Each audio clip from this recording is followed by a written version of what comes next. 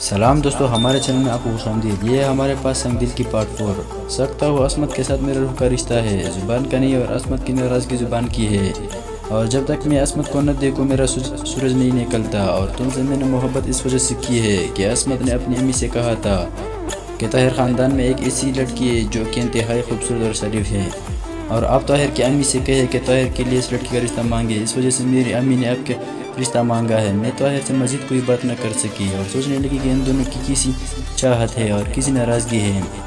میرے لیے فیصلہ کرنا مشکل ہو گیا۔ میں نے ہاتھ تسلیم کر لیے۔ ایک شام طاہر کی امی نے صبح کی نماز کے لیے اٹھے اور طاہر کو جگا کر کہا، بیٹا نماز پڑھو۔ طاہر نماز کے لیے چلا گیا۔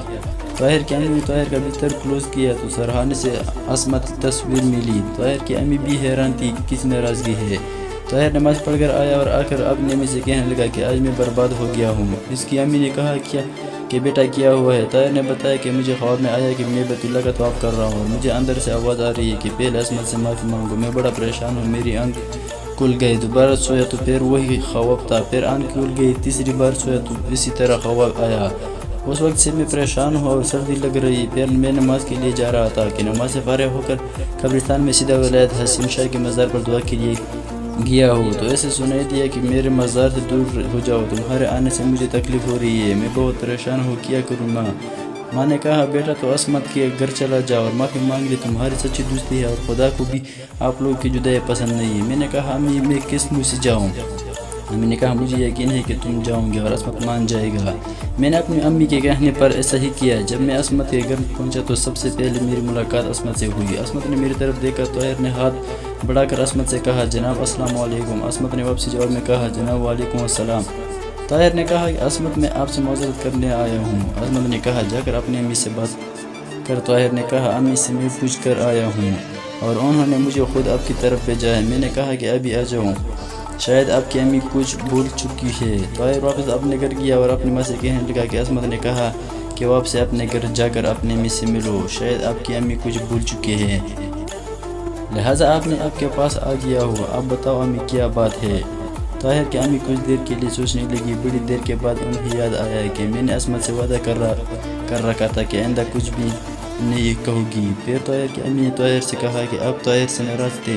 پھر طاہر کی امی نے آپ کے عصمت سے ناراض تھے اور عصمت کو میں نے بلوایا تھا اور کہا تھا کہ اگر طاہر آپ سے صلح نہ کرتا تو آئندہ میں بھی اس سے بات نہیں کروں گی، لیکن عصمت نے کہا، آنٹی ایسا نہ کیجیے، وہ آپ کا خلق جگر ہے۔ میں نے عصمت کی سوچ کی داد دی اور کہا کہ بیٹا اللہ تعالیٰ اب جیسی سوچ ہر بندے کو عطا کرے۔ اس کے بعد عصمت نے مجھے کہا کہ آنٹی ایک وعدہ کرو کہ آج کے بعد مجھے کوئی بھی طاہر سے صلح کرنے کے لیے نہیں کہے گا، اور میں نے یہ وعدہ عصمت سے کیا تھا کہ بالکل میں نہیں کہوں گی، لہٰذا آج عصمت سے سچا ہے۔ میں اب عصمت سے شرمندہ ہوں، میں اسے نہیں کہوں گی کہ طاہر نے کہا کہ امی اگر آپ نہیں کہے گے تو کون کہے گا؟ امی نے طاہر سے کہا، جو کچھ بھی ہو جائے میں عصمت کو آپ کے بارے میں نہیں کہوں گی۔ اس بات پر طاہر نے خودکشی کر لی، جس وجہ سے دونوں گھروں میں بہت پریشانی بن گئی۔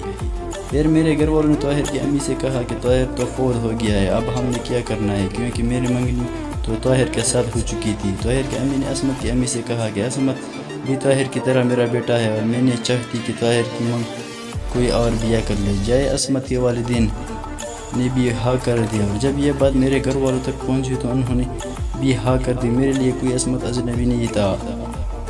طاہر بلانا میرے لیے بہت مشکل کام تھا، لیکن اس وقت میرے پاس کوئی حل نہیں تھا۔ آخرکار میں نے کسی کی دلہن بننا تھا۔ میں نے بھی اپنے آپ کو سمجھا اور دل سے کہا کہ دل